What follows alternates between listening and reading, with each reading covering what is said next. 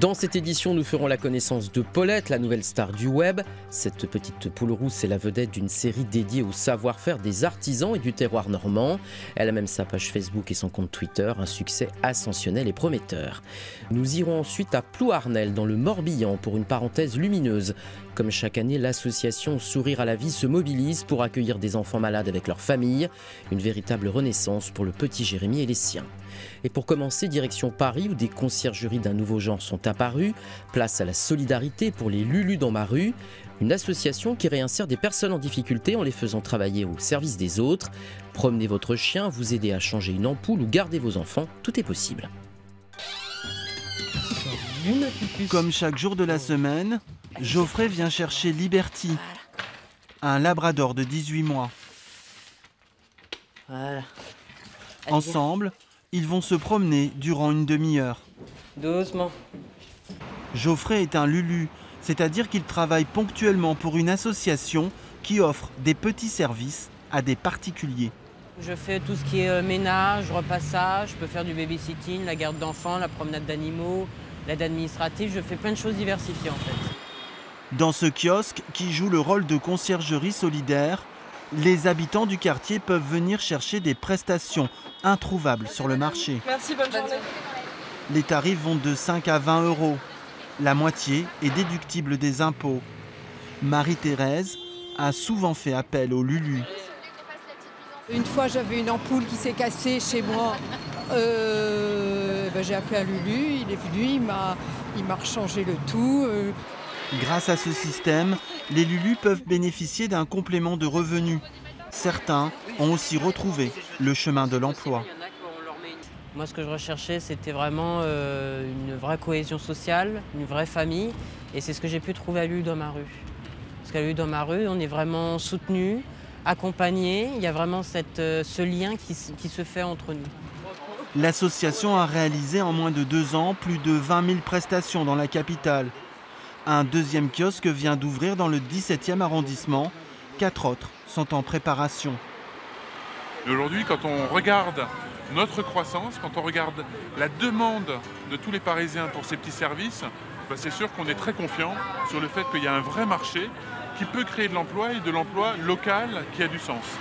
La mairie de Paris a mis à disposition les lieux d'implantation des conciergeries. Elle les subventionne aussi à hauteur de 50 000 euros.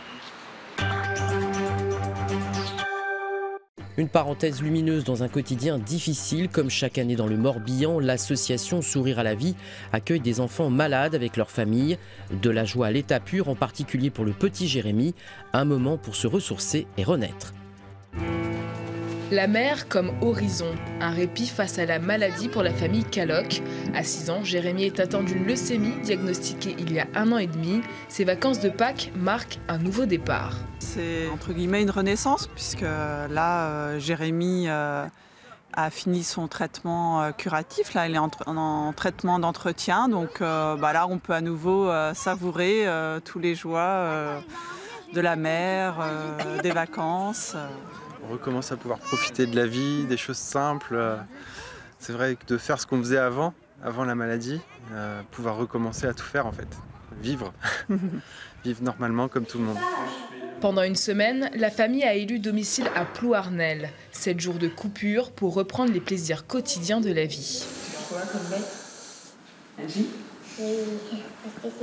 C'est toi?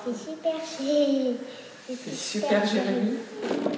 Une parenthèse possible aujourd'hui grâce à l'association Sourire à la vie. Ça t'a plu? On va avancer, je pense qu'on va... T'es prêt à recommencer? Moi, j'aimerais bien. Depuis 10 ans, Ghislain Berg et ses bénévoles mènent des actions, des collectes pour financer la construction de cette maison. L'arrivée de cette première famille est un aboutissement. On avait pensé louer un mobil-home ou une caravane, quelque chose. Puis on s'est dit, oui, mais pourquoi ne pas construire une petite maison ou acheter un appartement pour recevoir les familles, de façon à pouvoir leur offrir une semaine du 1er janvier au 31 décembre. Un pari réussi et toute la commune est mobilisée. Croisière en voilier, thalassothérapie, visite d'un fort. Le programme des vacances s'annonce chargé, un bon bol d'air loin de la maladie. Elle est rousse, elle a de jolies pattes et c'est une star sur le web. Paulette, de son joli nom, est une petite poule et ses aventures racontent le savoir-faire et le terroir normand, mais elle permet aussi, sur un ton léger, de dénoncer la malbouffe. Reportage à Isigny-sur-Mer dans la Manche, sur les lieux d'un nouvel épisode. Moteur tourne. Silence, ça tourne. À Isigny, au bord du canal, techniciens et figurants se préparent pour le 7e épisode d'une fiction. Une fiction dont la vedette, inconnue du grand public, est appréciée par toute l'équipe. C'est ma chouchoute. Elle est trop mignonne. C'est une actrice qui est facile à vivre? Oui, elle est sympathique, elle ne fait pas beaucoup de caprices. Toute douce et puis elle fait son boulot de star. La protégée du patron, c'est une poule. Oui, une poule rousse. Voilà. L'histoire de Paulette, c'est son nom, commence par son évasion d'un élevage industriel. Conseillons aux survivants de prendre les dispositions nécessaires à leur survie, prendre la fuite afin d'éviter une mort certaine. Inventée par Éric Marguerite, cette web-série montre, au travers des aventures de Paulette, le savoir-faire des artisans et la qualité des produits du terroir normand. On les aime. Nous en sommes au 7e épisode, donc là vous avez vu un extrait de la course-poursuite, on ne vous le raconte pas tout, ça sera la surprise. On verra donc ces films en vidéo sur la chaîne YouTube Paulette la poule libre, sur sa page Facebook, elle a aussi son compte Twitter. Depuis son lancement, en juin 2016, la série comptabilise plus de 20 000 vues. Bientôt, un projet pourrait voir le jour à la télévision. L'émission serait présentée par Paulette et une animatrice,